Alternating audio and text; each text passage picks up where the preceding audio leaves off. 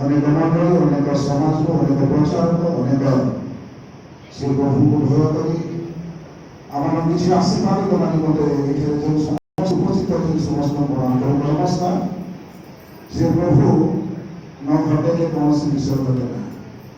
ପ୍ରଭୁଙ୍କ ଯଦି ନ ଘଟଣା ଘଟିବ କେବଳ ଘଟଣା ଘଟେ ନାହିଁ। ବେଳେବେଳେ ଭାବୁ ସେ ଆମେ ଯେଉଁ ଚାରିଟା ପୁଅ ଚାକିରି କରୁଛୁ, ଅନେକ ଟଙ୍କା ପାଉଛୁ, ଆମେ ବାପା ଆମେ କଣ କରିବା, ଖର୍ଚ୍ଚ କରିବା, ବଡ଼ ମେଡ଼ିକାଲ ବାହାର କଣ କରିବା, ସୁସ୍ଥ କରିବାକୁ। କିନ୍ତୁ ପ୍ରଭୁଙ୍କର ଇଚ୍ଛା ନ ହେଲେ କୌଣସି ବିଷୟରେ କଣ ହୁଏ ନାହିଁ, ସଫଳ ହୁଏ ନା।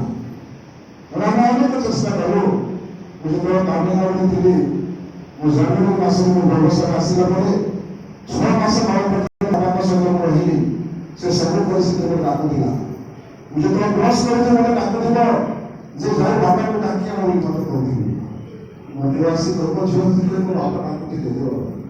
ମୁଁ ଆସି କହିବି କାହିଁକି ଶିଖି ହଉଛୁ ବାବୁ, ମୋତେ ନିଦ ଆସୁନାହିଁ ପରା, ମୋତେ ଭଲ ଲାଗିବ। ମୁଁ କହିବି ଆମେ ଘର ଲୋକମାନଙ୍କୁ ତ ନିଦ ଆସୁନାହିଁ, ତୋ ଶରୀର ଭଲ ନାହିଁ, ତ ଏତେ ଅସ୍ତବ୍ୟସ୍ତ ହେବ ନା। ମୁଁ ଅନେକ ସାନ୍ତନା ଦେଲା ପରେ ସେ ଶାନ୍ତି ପ୍ରାପ୍ତ କିଛି ସମୟ ରହିଲା ପରେ ମୁଁ ଘରକୁ ଚାଲିଯିବି।